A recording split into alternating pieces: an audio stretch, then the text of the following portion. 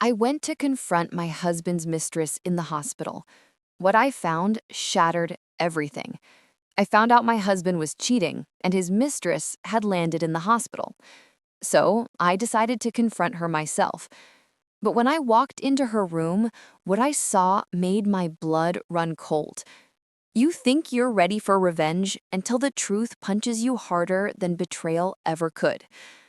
I'm an adult woman, a wife of 8 years, the kind who bakes cookies for her in-laws, remembers anniversaries, and puts love before pride.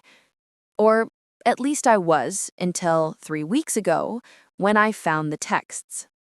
Her name was Chloe, my husband's coworker. I'd suspected something for a while, late meetings, cold shoulders, fake smiles, but nothing prepares you for the gut punch of confirmation. I didn't cry. I didn't scream. I waited.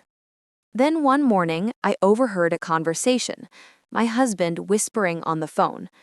"She's in the hospital. Car accident. I'll visit during lunch." Chloe, his mistress, injured and alone. And that's when I made the decision. I was going to visit her first. Not to scream, not to fight, to end it. My way. The hospital smelled like bleach and broken dreams. I found her ward easily, room 209. I was rehearsing what I'd say. Does he love you? Did you know he was married? But when I stepped inside, I froze. The room wasn't quiet. It was full of people. Doctors, nurses, armed guards. And in the middle of it all, lying in the hospital bed, was not the kind of woman I expected. She wasn't young. She wasn't glamorous.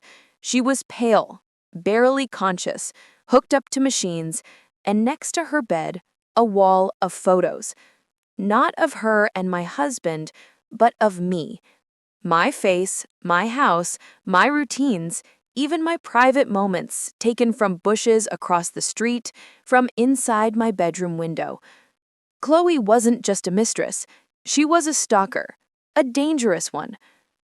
Turns out my husband wasn't cheating. He was being blackmailed.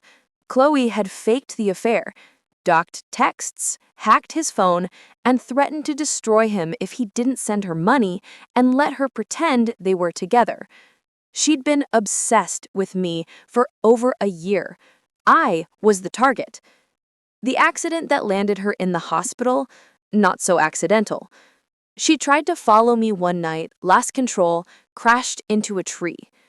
They only discovered the full extent of her madness when they checked her bag and found a gun and a letter. She had planned to kill me.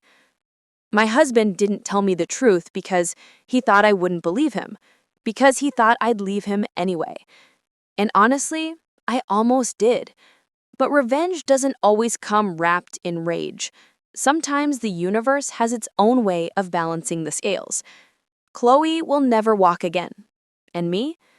I walked out of that hospital stronger than I've ever been.